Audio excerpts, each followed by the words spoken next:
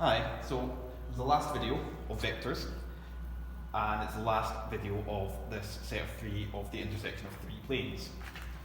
So, this is the last two ways that the three planes can intersect. They can either meet at a plane of intersection, or they can never meet. And there is only very particular ways that they geometrically can actually exist in that fashion. And they're very similar in a sense.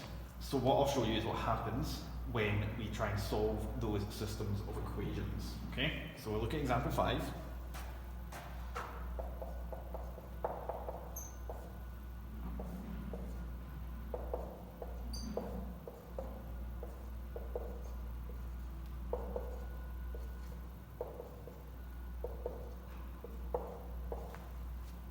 Now, in the previous videos, I've not gone into the Gaussian elimination because it's been time consuming. However, the whole point of this is to recognize quickly from your equations, because you should be able to look at those equations in example 5 and say they must be a plane of intersection. Perhaps some of you have already actually seen it. So the first step we would do is we would try and eliminate up to a triangular form.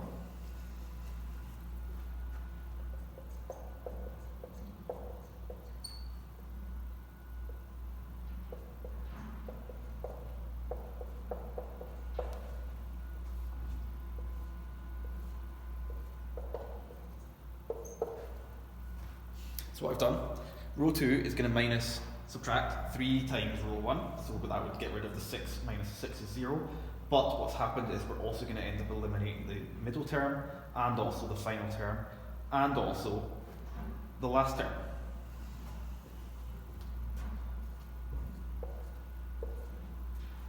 And then if you look at what happens when I do row 3 minus 4 row 1, the same thing happens.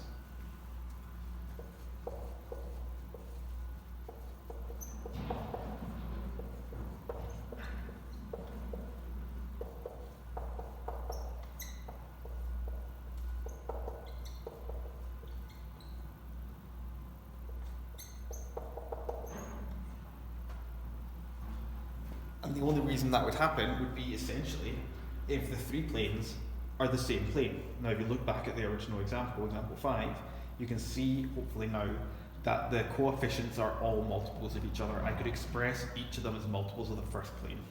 So that suggests straight away that the plane of intersection is the only way that those three meet. So it's just essentially they are all the same plane, but perhaps to different sizes or different extensions along in infinity.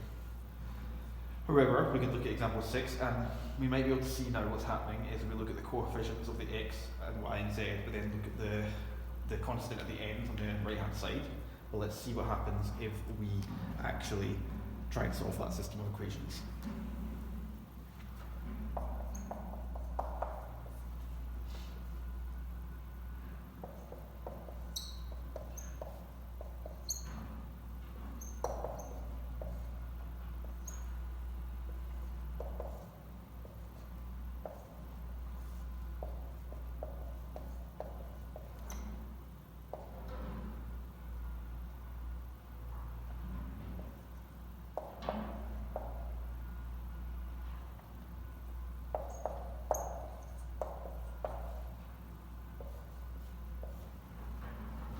So I'm not changing row 1.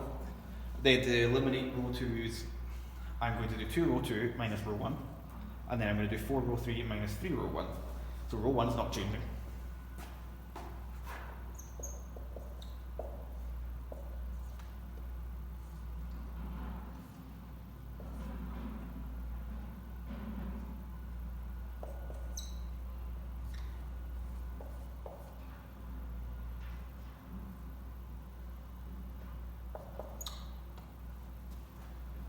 So unlike example 5, we haven't got fully redundant, but instead we've got fully inconsistent equations.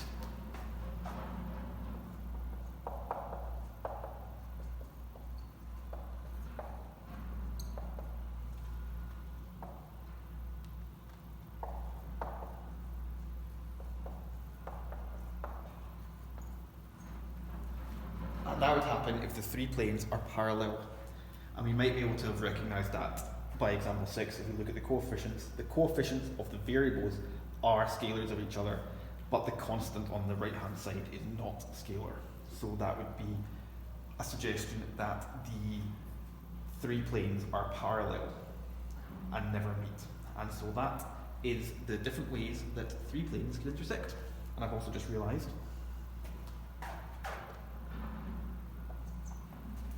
I didn't change that. So hopefully that's helped you with that topic.